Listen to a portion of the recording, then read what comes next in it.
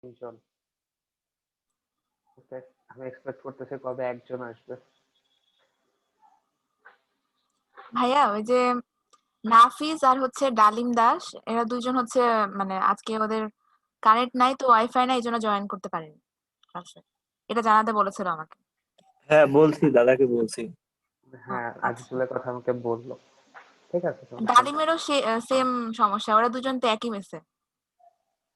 আচ্ছা, না ব্যাপারটা হচ্ছে খারাপ লাগে এই জায়গাটায় যে প্রথমে আমরা প্রায় 20-22 জন নিয়ে শুরু করছিলাম। এখন সেই জায়গাতে 10 জনও মানুষ নাই। জি ভাই, এইটাই হচ্ছে সবাই। খারাপ লাগার হ্যাঁ, জায়গা। জি ভাই, শুরুতে তো অনেকেই ছিল, সবাই।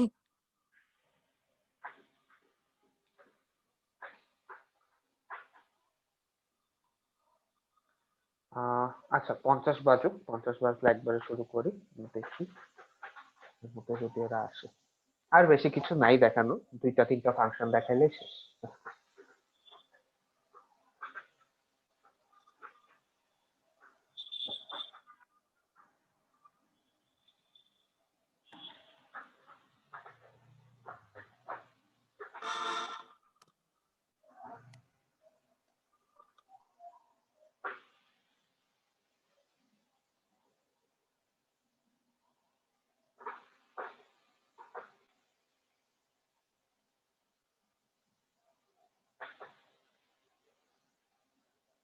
তো দেখো, এটা যখন হচ্ছে আমরা প্রিন্ট করলাম, আমার পুরা সবগুলা ক্যারেক্টার আকারে প্রিন্ট হয়ে গেল।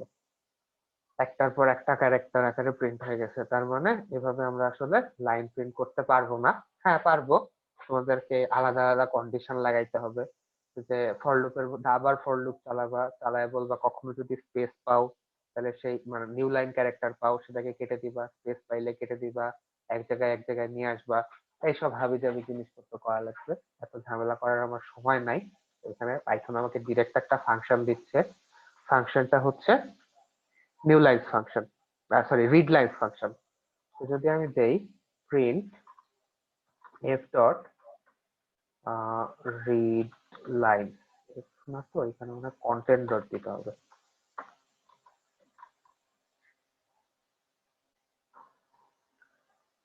চেক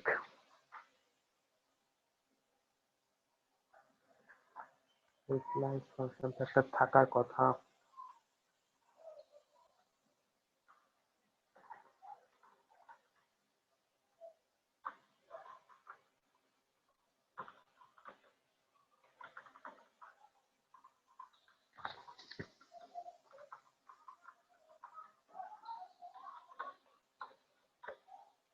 কি রান করে,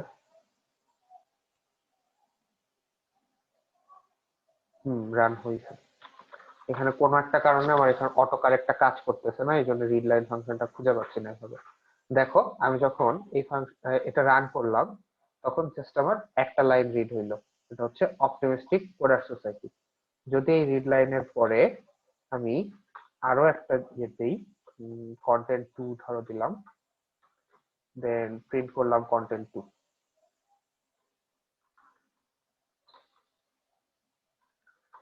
তাহলে কি আসার কথা?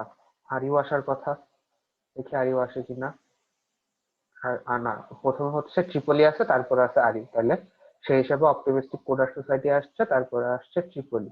তাহলে একই রকম ভাবে আমি যদি হচ্ছে কন্টেন্ট থ্রি দেই, dot read line, then print করি কন্টেন্ট থ্রি, তাহলে এখানে আমি আবার হচ্ছে আরিউটাকেও দেখতে পাবো। এই যে এখন তিনটাই দেখতে পাচ্ছি, অপটিমিস্টিক কোডার সোসাইটি, ট্রিপলি এবং আরিউ। তাহলে আর একটা দিলে এই আমাদের লাস্টের আরো দুইটা দিলে লাস্টের যে দুইটা লাইন ও সিএস পাইথন কোর্স ডে 7 এই জিনিসগুলো দেখতে পাইতাম। তাহলে এভাবে চাইলে আমরা লাইন বাই লাইনও রিড করতে পারি। আর আরেকটা ফাংশন থাকে, সেটা হচ্ছে রিড লাইন। দেখি এটা দেখি করে, এই জিনিসগুলা ডিলিট করে দেই। এটা দিয়ে সম্ভবত লিস্ট আকারে প্রকাশ করে। তো যদি আমার কখনো দরকার হয় যে প্রত্যেকটা লাইন একটা করে লিস্টের অংশ হবে, যে এটা হচ্ছে আমার সেই লিস্টের প্রথম এলিমেন্টটা, এটা হচ্ছে দ্বিতীয় এলিমেন্ট, তৃতীয় এলিমেন্ট, চতুর্থ এলিমেন্ট, পঞ্চম এলিমেন্ট, এইভাবে যদি প্রকাশ করার হয়, তাহলে হচ্ছে এই এফ ডট রিড লাইন ফাংশনটাকে ব্যবহার করতে হয়। এরপর যদি আমি প্রিন্ট আউট করি, দেখো প্রত্যেকটা জিনিস একটা একটা করে নিউ এলিমেন্ট হিসেবে প্রকাশ হয়েছে এবং সাথে হচ্ছে একটা করে ব্যাকস্ল্যাশ এন যুক্ত হয়ে গেছে। পরবর্তীতে আমাদের বিভিন্ন সময় লিস্টের দরকার হতে পারে, লিস্ট দিয়ে কখনো এরকম প্রয়োজন হতে পারে যে কোনো একটা জিনিস চেঞ্জ করতে হচ্ছে বা পরে এটাকে আবার ফাইলে কনভার্ট করতে হচ্ছে বা ইটারেট করতে হচ্ছে, সেক্ষেত্রে আমার এই ফাংশনটা কাজে লাগতে পারে। এরপরে টেল এবং সিক। টেল এবং সিক বেসিক্যালি যে কাজটা করে যে আমার কার্সরটা কোন পয়েন্টে আছে সেটাকে বোঝায় টেল দিয়ে, আর সিক বোঝায় যে আমি কার্সরটা এই পয়েন্ট থেকে কোন পয়েন্টে নিয়ে যেতে চাই। যেমন আমি যদি এখানটায় উদাহরণ দেই, দেখো এই মুহূর্তে আমার কার্সরটা আছে ট্রিপলির পাশে। ট্রিপলির পাশে এটা ওঠানামা করতেছে। জুম হয় এভাবে? জুম তো হয় না। কেউ কি জানো এটা প্রেফারেন্স কোথায় থাকে ভিএস কোডে?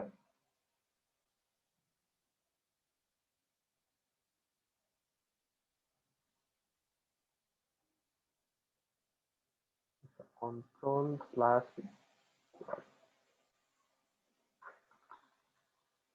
দেখো জুম হচ্ছে যে ট্রিপলির পাশে হচ্ছে আমার এখন কার্সরটা আছে। তাইলে আমি যদি এই জায়গাটায় কিছু লিখি, সেই জিনিসটা আমার লেখা শুরু হবে ট্রিপলির ঠিক পরে থেকে। আমি যেখানটায় কার্সর নিব অবভিয়াসলি সেই জায়গা থেকেই আমার লেখাটা শুরু হবে। তো আমি যদি এরকম রিড লাইন ফাংশনটা ব্যবহার করতে থাকি, আবার জুম আউট করে কেমনে? কন্ট্রোল প্লাস মাইনাস, ভাইয়া কন্ট্রোল প্লাস মাইনাস হ্যাঁ দিয়ে তো মনে হয় জুম ইন আর আউট করা যায়। হ্যাঁ করে ফেলছে জুম আউট, সমস্যা নেই। তো এখন হচ্ছে এই যে রিড লাইন ফাংশন গুলো আমরা ব্যবহার করতেছিলাম, read line not read line, এটা দিয়ে দিয়ে হচ্ছে আমরা যত একটা একটা করে রিড লাইন ফাংশন ব্যবহার করতেছিলাম আর দেখতে পাচ্ছিলাম যে কার্সরটা আমার একটা একটা লাইন করে করে নিচের দিকে নেমে যাচ্ছে। তো সবসময় যে আমাদের এত কম পরিমাণ ফাইলের মধ্যে টেক্সট থাকবে তা তো না, বিশাল বিশাল টেক্সট থাকতে পারে। তো সেই ক্ষেত্রে কার্সরটা কোথায় আছে এই জিনিসটা জানার জন্য আমার যেটা ব্যবহার করা হয় সেটা হচ্ছে এফ টেল ফাংশন। তো আমি যদি এই জায়গাটা এরকম লিখি, প্রিন্ট এফ ডট টেল, তাহলে সে যে কাজটা করবে যে প্রথম একটা রিড লাইন প্রিন্ট করা মানে হচ্ছে আমার কার্সরটা চলে আসে এইখানে অথবা এইখানে, যেটার যে কোনো একটা পয়েন্টে। আমরা হচ্ছে নাম্বারটা দেখে বুঝতে পারবো। তাহলে টেল আমাকে বুঝাবে যে ঠিক কতগুলা ক্যারেক্টারের পরে আমার কার্সরটা এখন আছে। দেন পরেরটা যখন আমি লিখবো তাহলে কার্সরটা আবার এইখানে বা এখানে চলে আসার কথা, তাহলে আবার কতগুলা ক্যারেক্টারের পরে আমার কার্সরটা কোথায় আছে সেই জিনিসটা প্রকাশ করবে। তো এখানেও একটা কন্টেন্ট টু রিড লাইনের পরে আমি আরো একটা দেই, প্রিন্ট এফ ডট টেল। দুইটা দিলাম, তৃতীয়টা দিচ্ছি না। এন্ড দেন জিনিসটা প্রিন্ট করি, দেখি কি আছে। এই দেখো প্রথমে বলতেছে যে 26টা ক্যারেক্টারের পরে গিয়ে আমার হচ্ছে প্রথম টেল ফাংশনের কার্সরটা কোথায় আছে সেটা বলে দিচ্ছে। তারপরে যখন আমি ট্রিপলি লিখে ফেললাম 31টা ক্যারেক্টারের পরে, মানে হচ্ছে প্রথম থেকে শেষ করে এই পর্যন্ত আমার ক্যারেক্টার 31টা, প্রথম থেকে শুরু করে এইখান পর্যন্ত আমার ক্যারেক্টার হচ্ছে 26টা। সে এইভাবে হিসাব করতেছে। টেল ফাংশনের কাজ হচ্ছে এইটা। আর সিক ফাংশন যেটা করে যে আমার এইখানকে তো কার্সর গুলাকে আমি চাইলে আমার মাউস দিয়েই যে কোনো একটা জায়গায় নিয়ে যেতে পারতেছি, বাট সিক ফাংশনের মাধ্যমে আমি বলে দিতে পারি যে আমার ফাংশন কার্সরটাকে কোথায় নিয়ে যেতে হবে। তো ধরো এই পর্যন্ত হচ্ছে আমার 31 বলতেছে, তাহলে 32, 33, এখানে একটা ব্যাকস্ল্যাশ এন আছে 34, 35, 36, 37, 38, 38 নাম্বারটা হচ্ছে এই স্পেসটা।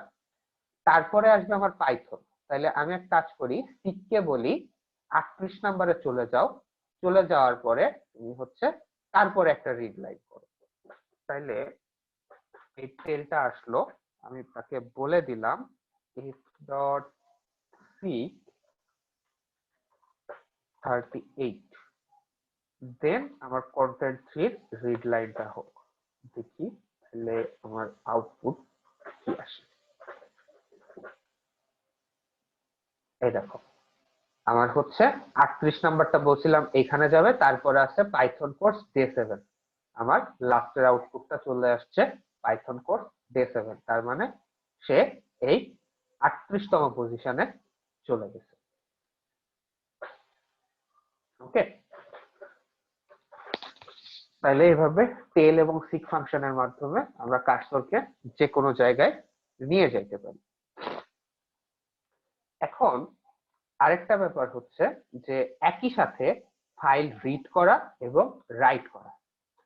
যদি কখনো এরকম প্রয়োজন হয় যে এই ফাইলটাকে আমি একবার রিড মোড একবার রাইট মোড যেটা আলাদা আলাদা ভাবে ওপেন করব না, একই সাথে রিড করব রাইট করব, তাহলে যেটা করতে হয় যে ফাইলটাকে তখন ওপেন করতে হয় আর প্লাস মোডে। f equals to open ocs dot txt, মোডটা হচ্ছে আর প্লাস, দেন ধরো এর ভেতরে যা আছে সেটা আমি একবার রিড করব, তাহলে দিয়ে দেই প্রিন্ট। এবার হচ্ছে আর কন্টেন্টের মধ্যে রাখতেছি না, আমি এখান থেকে প্রিন্ট করতেছি f ডট রিড, তাহলে হচ্ছে এর মধ্যে যা যা আছে সবকিছু আমাকে প্রিন্ট করে দেখাবে। আর সাথে সাথে আমি হচ্ছে আরো একটা জিনিস রাইট করতে চাই ফাইলের মধ্যে, সেটা হচ্ছে if ডট রাইট। কি রাইট করব, ধরো লিখবো ফাইল রাইট অপারেশন।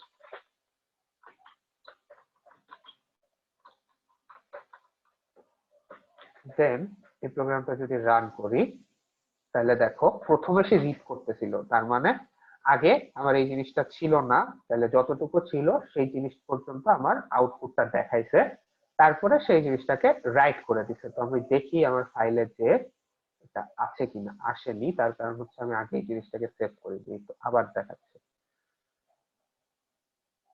আচ্ছা থাকুক, আবার রান করি। আচ্ছা আউটপুটটা দেখতে পাইলাম, এখানে গিয়ে আমি দেখতে পাচ্ছি যে হ্যাঁ এই ডে 7 এর পরে আবার গিয়ে আমার ফাইল রাইট অপারেশন কথাটা অ্যাড হয়ে গেছে। তো আমি চাইলে এটা একটা ব্যাকস্ল্যাশ এন দিয়েও লিখে দিতে পারি, ব্যাকস্ল্যাশ এন দিয়ে লিখলে আমার এটাকে নিচের লাইনে জমা হবে। তো এখন ফাইলের অবস্থা আছে এরকম যে আমার হচ্ছে এই ফাইল অপারেশন কথাটা নাই, আমি এই জায়গাটায় রান করে দেই, দেন দিয়ে দেখতে পাচ্ছি যে হ্যাঁ আমার একদম লাস্ট লাইনে ফাইল রাইট অপারেশন কথাটা অ্যাড হয়ে গেছে।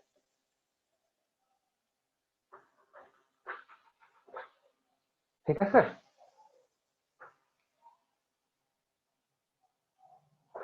এই ছিল মোটামুটি ফাইল রাইট অপারেশন।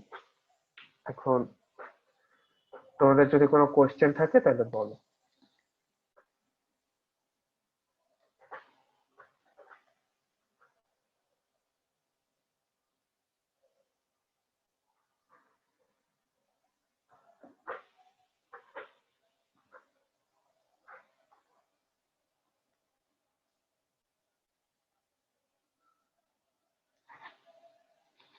কারো কোনো কোশ্চেন নেই?